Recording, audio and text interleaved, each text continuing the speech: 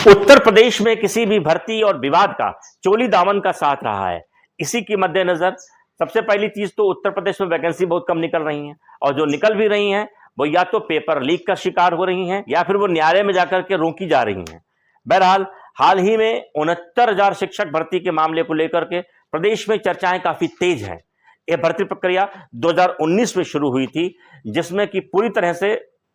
जो चयन का आधार था वो टीईटी और सुपर टीईटी के साथ साथ 2019 में शुरू हुई इस प्रक्रिया में बताते हैं कि आरक्षण के नियमों का पालन नहीं हुआ, जिसके मद्देनजर कल लखनऊ खंडपीठ ने प्रक्रिया को रद्द करने के आदेश दिए हैं। ऐसी दशा में इस केस की पैरवी कर रहे थे, उनके अंदर तो बड़ी खुशी का माहौल है, लेकिन जो लोग 5 साल से चयन पा करके चयन की नींद सो रहे थे और चयन से नौकरी कर रहे थे, उनके लिए बड़ी मुश्किलें पैदा हो गई हैं। बताता हूं सारी चीजें कि आखिर क्या रास्ता निकलेगा। क्या 69,000 शिक्षक बाहर होंगे? चयन सूची रद्द होने के बाद आरक्षण की सही मांग कर रहे अभ्यर्थियों का क्या होगा? साथियों, 69,000 शिक्षक भर्ती का मामला फिर से एक बार तूल पकड़ रहा है। माननीय हाई कोर्ट की लखनऊ बेंच ने स्पष्ट आदेश दे दिया है कि जो भर्ती प्रक्रिया 2019 में शुरू हुई थी और जिसमें लोग लगभग 5 साल नौकरी भी कर चुके हैं, वे सभी नौकरी के बाहर होंगे, क्योंकि उसमें जो चयन सूची थी उसको रद्द करके माननीय न्यायालय ने फिर से एक नई चयन सूची को बनाने के आदेश दिए हैं। ऐसे में 69,000 भर्ती प्रक्रिया में नौकरी करने वाले साथी जो लगभग 5 साल से अपनी सेवाएं बेसिक शिक्षा विभाग में दे रहे थे, वो बहुत ही भ्रम की स्थिति में आ गए हैं। आए भी क्यों ना, क्योंकि नौकरी का मामला है और जिंदगी का मामला है। दूसरी तरफ वे अभ्यर्थी जिन्होंने इस मामले में पूरी पैरवी की थी, अलग अलग जगहों पर धरने दिए थे, प्रदर्शन किए थे, आंदोलन किए थे, और उसके पैरेलल ही वे कोर्ट में भी लड़ाई लड़ रहे थे, तो वहां से आदेश आने के बाद जब उन्हें मालूम पड़ा कि 69,000 पूरी भर्ती प्रक्रिया की जो सूची है वो रद्द करके एक नई सूची बनाई जाएगी, तो फिर भी तो ऐसे में वे भी अपनी चयन की उम्मीद लगाने लगे हैं और उन सभी में खुशी की लहर है। अब सबसे बड़ी प्रॉब्लम पैदा हुई है उन अभ्यर्थियों के सामने जो 5 वर्ष की नौकरी कर चुके थे या जो 5 वर्ष से लगातार विभाग में नौकरी कर रहे हैं, क्योंकि पूरे मामले में उनका अपना कोई दोष नहीं था। उन्होंने आवेदन किया, सरकार ने सूची बनाई, शिक्षक पात्रता परीक्षा कराई, टीईटी अभ्यर्थी जितने भी थे उन्होंने उस एग्जाम को पास किया, और उस सूची को बनाने के आधार जो भी रहे वो बेसिक शिक्षा विभाग के अधिकारियों ने तय किए और शासन में बैठे लोगों ने तय किए। 5 साल नौकरी करने के बाद एक अचानक आदेश आता है जिसमें कि पूरी सूची को रद्द करके नई सूची बनाने के आदेश होते हैं। ऐसे में भ्रम की स्थिति उत्पन्न होती ही है। अब हाल फिलहाल में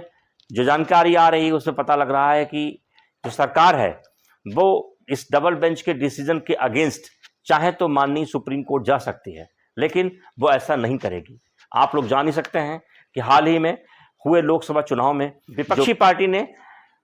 सत्ताधारी पार्टी पर यह आरोप लगाए थे कि ये लोग संविधान को खत्म करने पर लगे हुए हैं। पूरा मामला क्या हुआ बतलाता हूं। 69,000 भर्ती प्रक्रिया में जो लोग पैरवी कर रहे थे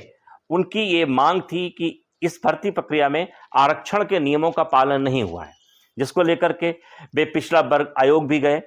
और उन्होंने सरकार से भी समय समय पर अपनी मांग रखी, एप्लीकेशन दिए, प्रार्थना पत्र दिए, लेकिन नतीजा कुछ भी नहीं निकला। बहरहाल वे उसके पैरेलल कोर्ट में भी लड़ाई लड़ रहे थे, जहां पर कल लखनऊ की खंडपीठ ने स्पष्ट आदेश दे दिया है कि इस भर्ती प्रक्रिया में आरक्षण के नियमों का पालन नहीं हुआ है। अर्थात इस पूरी चयन प्रक्रिया को रद्द करते हुए एक नई सूची बनाई जाए और उस नई सूची में आरक्षण के नियमों का विधि संगत पालन किया जाए।